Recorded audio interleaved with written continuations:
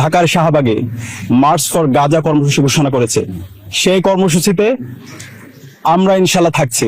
March for গাজাতে আমরা অংশগ্রহণ করছি, আমি নিজে অংশগ্রহণ করব এবং আপনাদেরকে আহ্বান জানাচ্ছি দলমত নির্বিশেষে প্যালেস্টাইন সলিডারিটি মুভমেন্ট যেই মার্চ আয়োজন করছি সেখানে অংশগ্রহণ করার জন্য।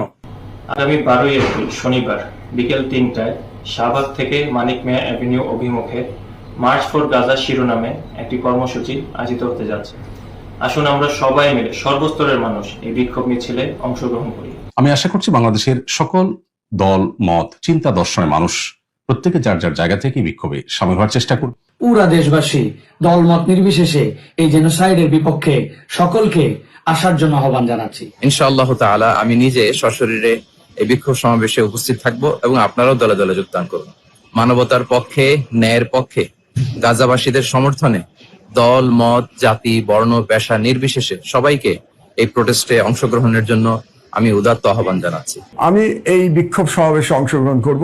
আমি বাংলাদেশের সকল নাগরিককে ধর্ম বর্ণ নির্বিশেষে সবাইকে আমি অনুরোধ জানাচ্ছি, আপনারা মানবতার পক্ষে অবস্থান নিন এবং গাজার নিপীড়িত জনগণের পক্ষে যে বিক্ষোভ সমাবেশ অনুষ্ঠিত হবে সেই বিক্ষোভ সমাবেশে সকলে মিলে অংশগ্রহণ করুন।